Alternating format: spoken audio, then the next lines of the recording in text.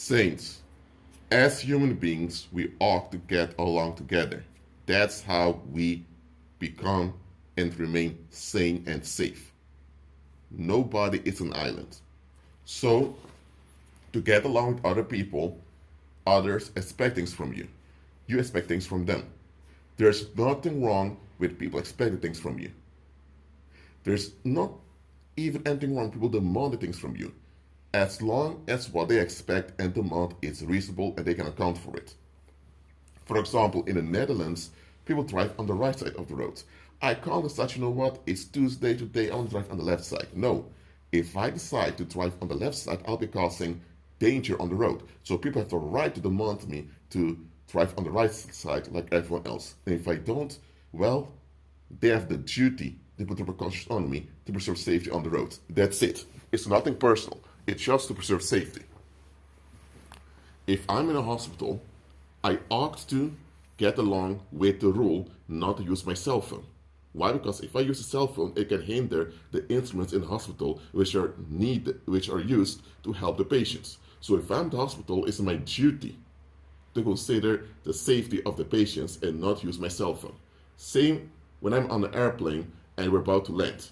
If I'm in an airplane, the airplane is about to take off or is about to land, I chose to take that flight. So I have to consider my well-being and the well-being of others during the flight. So I'm obliged to listen to the captain and the first officer of the flight. Simple as that. Look, you have to get along in order to have peace of mind and in order to have long-term sanity. No human being is an island. There is another side to this. Just because it's human and natural to get along does not mean that you can get along with everything and everyone. If a situation is toxic or is dangerous, you need to move away from the situation. What do I mean with toxic? With toxic, I don't mean it's annoying. Just because you're annoyed doesn't mean the situation is toxic. Just because you're annoyed or you're pissed off doesn't mean you're right. Okay? You can be annoyed because you have a selfish attitude. You just want to do whatever you want to do and you don't want to be bothered. In this case, you're the one with the toxic attitude and you're the one that needs to change. It can be that you're upset because the train is late. Okay? Now, is this a toxic situation? No, the train is just late. You just have to learn to wait for the next train or for the train to come. What I'm saying is that people can expect things from you, but on the other hand, you also have right to expect things from other people. And in society, there's a huge emphasis on you giving in to what the community wants from you. There's a big emphasis on you not being a hinder nor a bother to anyone else. But turn it around for a moment. When you begin to expect this from the community, now is the problem. Now they call you narcissistic. Now they call you selfish. Now they tell you the world doesn't revolve around you. Ask yourself the question, why is it when the community expects something from you, you just have to shut your mouth and give in? That's considered polite, respectful, whatever label they give it. The moment you question what the community wants from you, you're considered rude, and people begin to take action against you. I mean, since when? Did it ever happen in your life that you just expected something and people just gave in to you? No, it didn't happen. If you expected something out of the blue without any context, people tell you, come on, you're out of your mind. So why is it then that when the community expects something from you, you somehow have just do it? And if you don't do it, then there's some bad consequence coming. This is a narcissistic attitude of worldlings. Now look, worldlings are narcissistic. That's what they are. They're not all narcissists, but they're all narcissistic. So at some point, you will encounter this narcissistic attitude in them. So as long as they are worldlings and not believers, you will face this. Now, they're still responsible for their attitude once they're grown. Because they have the ability to look in the mirror and face themselves and decide, I want to be better. If they refuse to be better, it means that they insist on a fairy tale. That means that they cling onto the unreal at the expense of the real. And let me tell you one thing. When people insist on a fairy tale is an unrealistic expectation you insist upon. When people insist on an unrealistic expectation, in this case, that you just have to give in to what they want unconditionally. But if they decide to decline you or ignore you, they have a right to. So it's a one-way street. It's a one-way traffic. They have a right to decline you or say no to you, and they didn't owe you an explanation. But if you ever say no or you ever deviate from what they expect, now you have a lot to explain, and often they put bad consequences on you. That is a fairy tale. Nobody should be okay with an arrangement like this. But let me tell you, when people, not just an individual, because an individual by himself or herself cannot do that much. When a group of people insist on a fairy tale, that means when they persist in expectations, unrealistic expectations that don't add up, they have dedicated themselves to the unreal. They insist on an unreal outcome that can never work in the long run. So when it doesn't work out, what are they going to do? They're not going to admit it's them. They're going to look for someone to blame, someone to victimize, someone to offload the negative charge upon. The negative charge is generated by the tension from situation. Situation became tense because it's dysfunctional. But they are the ones that insist on dysfunction. So why, when they face themselves in the mirror and admit, okay, we're the ones that are dysfunctional, they won't do it. They then will look for someone to offload it upon. And remember, they are clinging onto a fairy tale, so they've become delusional. So this is what I'm explaining to you. It's good to listen to other people. It's good to give in to other people. Pleasing people is not a bad trait. Pleasing people is not toxic. Pleasing people is natural. However, when the expectations of the community exclude your long-term well-being and your long-term safety, then you have every right to question and negotiate a different outcome. You have a right to negotiate, you have a right to decline every situation that compromises your long-term well-being, your long-term sanity, and your long-term safety. If anyone tells you they just have to shut up and take it, I'm sorry, that's not correct. That's wrong. It is plain evil.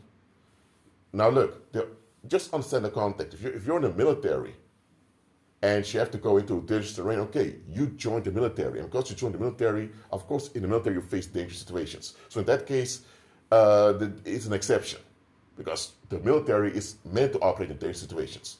But if you're not in the military and you're not in a job that requires you being involved around danger, then nobody has any right or any entitlement just expecting from you without regarding your long-term sanity, your long-term safety, and your long-term well-being.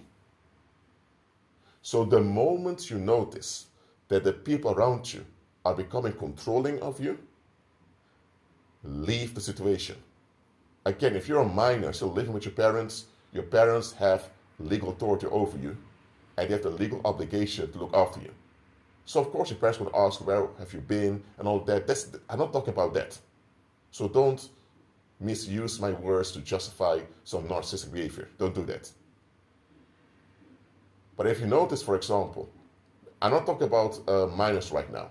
And by the way, if you're a minor and you actually have proof that your parents are abusing you or mistreating you, go get some help. But okay, apart from that, I'm talking to the grown folks now. When you notice that the people around you are just controlling, the moment you feel that you cannot negotiate with them, look, you have to get along with other people. That's how communities remain sane and safe. That's how you function the best as a human being. But that does not include agreeing with something that will go against your long-term well-being. Because if you neglect your own long-term well-being, it means you also neglect the long-term well-being of other people. So the moment you want to negotiate with people to arrange something and they just say, hey, it's either our way or the highway, let me tell you, they are controlling and they just want to escape. They don't want to be challenged. They are delusional. Because if you would have that attitude towards them, they would drop you. So why is it okay for them to have this attitude towards you? Now look, if you just came out of prison and you committed a crime before, and now they will put an extra watch on you, I can understand that. Or let's say that you've been lazy before and you didn't keep your word, and now people want to have some extra security to make sure that you keep your part of the deal. Okay, that's different. But even then, people should not just make ultimatums just because they don't want to be challenged. I'm not saying ultimatums are always wrong. If someone does not want to contribute to solutions, you can set an ultimatum saying, okay, listen, either you're going to comply with solutions or this is over. For example, if your wife will not listen to you and she'll just disregard your guidance, then that's a good situation to put an ultimatum. If your husband is abusive and he refuses to look for help, now that's an ultimatum. Either he looks for help or the marriage is over. So I'm not saying that ultimatum is always wrong. But when people come with ultimatums and there is no situation, no circumstance that justifies the ultimatum, then do the following. De-escalate situation by peacefully remove yourself from there. Just do it. Just do it. If you need to look for another job, you do that. If you have to move out of your parents' house, you do that. If you have to, just stay by yourself for a moment till you find new social context, you do that. Don't fight back, don't confront the people, don't even mention it. Why? Because by now they know what they're doing. If they were unconscious of what they were doing, they would be doing it to everyone. If they were unconscious of what they were doing, then they would do it to everyone and they wouldn't even realize it. For example, let's say someone talks a bit loud and they're not aware of it. Everywhere they go, they talk the same loud way. Until you tell them, dude, you talk a bit loud. But if you only talk loud towards you, now you think, why is he or she talking loud towards me like that? But I talk loud towards everyone else. I'm not talking about if you're with your friends or family and you're a bit more yourself. And at work, you tend to be a bit more. I'm saying, let me give an example. Let's say someone talks loud, but they don't talk loud towards you, but not against anyone else. Or better said, let's say someone is upset, but only upset with you. But you don't never see them being so upset with anyone else. It's only when you do something that they have issues with it. Now you have to think, well, hold on a minute. What goes on here? Again, check the context. Don't just be upset and assume that someone is controlling. I'm not telling you to do that. I'm telling you to actually examine the situation. Examine the situation. And when you notice that the people around you are perfectly fine with putting ultimatums on you, or they're perfectly fine seeing someone else putting ultimatums on you, and they don't challenge the individual, then get away from the situation. Look, I don't care that you're not paying someone's rent. If in your community, if in your community is a household that's abusive, you as community have to rectify it. Because if you don't rectify it, you become complicit in what goes on. And what if one day the wife dies, or the husband dies, or one of the children die? Whose fault is it? Not just the perpetrator, also the community that enabled the perpetrator. And it's going to make all of you look bad, and it's going to make you all guilty, and you are guilty for not intervening when something went wrong in your community. I'm not telling you to interfere in every interaction someone has in their own house or within their social circle. No. But once you notice red flags, action needs to be taken. Everyone should know when you're in this community, you contribute to the long-term safety, long-term sanity, and long-term well-being of everyone around you, including yourself. If you don't do that, we have a problem. Action needs to be taken, as simple as that. So if you notice that people around you are perfectly fine with others misusing their leverage over you, leave those people alone.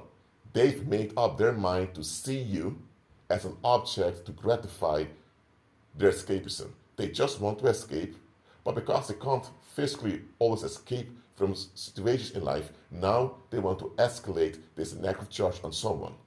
And the way they escalate the charge is by looking for someone to control. And let me tell you, once people decide to ignore your humanity and to see you as an object that they feel entitled to control, nothing's off the table. If you don't allow them to treat you that way, they're going to feel offended, they're going to become upset, and they're going to use everything against you. If they were kind towards you, or if they looked after you, as was their duty, they will use it against you, saying, oh, we looked after you, did so much for you, this is what we get back. Or even if they're complete strangers, listen, it goes like this. Human beings tend to copy what they see. If you see everyone riding on the right side of the road, you tend to do it too. If you see everyone avoiding a store in a mall, you tend to avoid it too, because you think, why somebody go to that store? And 9 out of 10 times, it's the right thing to follow the crowd. Why? Because the crowd is not always wrong. If everyone avoids a bridge, it can be the bridge defect. What I'm saying is that the crowd is not always wrong in what they do or don't do. But there are times the crowd is wrong. But anyway, human beings have this herd mentality deep grained inside of our being. And there's nothing wrong with it, but we have this herd mentality deeply grained in our being that we follow what we see happening in the community. That's how, for example, you learn to wear suits and ties when you go to a so-called important meeting. That's how you learn to say yes sir, yes ma'am. Now, this mimetic, the nature of human beings, there's nothing wrong with it, but it can go wrong. If others see that someone is misusing their leverage over you, and that individual gets away with it, what do you think is going to happen? Those people also want to escape. Not all of them, some of them may be believers, some of them may be realistic, but in general, they also want to escape. And they saw someone having a successful escape over there on you. So, in the back of their mind, they'll always consider that, you know what, one day I can also do the same towards that individual. Let's say your employer got away by screaming at you and not considering you. Next time, employees think, your fellow colleagues may think, you know what, when I'm upset because I'm getting my work done, you know what, let me just pass the weight on to that guy over there. I mean, the boss doesn't like him anyway, so you know what, if the boss doesn't like him, that means that one more complaint and he's fired. So I can easily get away feeling better by offloading on him.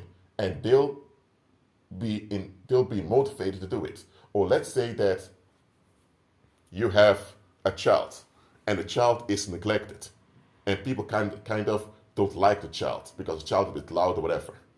A child molester will see the situation, see that the child is neglected, and because the child is neglected, the child molester knows, hey, if I abuse this kid, nobody likes the child anyway, so if the child complains, they're going to blame the child. They don't want to hear it because already painted the child negatively. So, by that child being neglected, by the public misusing the leverage over the child, they now enable a child molester to harm the child. That's how deep it goes. Now, a child can't help it when that happens to them, but you as a grown individual, you can do something about it. Again, I'm not telling you to stand up for yourself, enforce boundaries, none of those coping mechanisms. Just admit what goes on, admit that the people are delusional, admit that likely they won't change, and admit that it's only going to get worse. And admit, if they get away with it once, they'll be motivated to keep doing it again. And not only that, when they get away with it, they will share their quote-unquote victory with other people, how they act against you to make themselves feel good, because they will always make an excuse to justify how they treat you.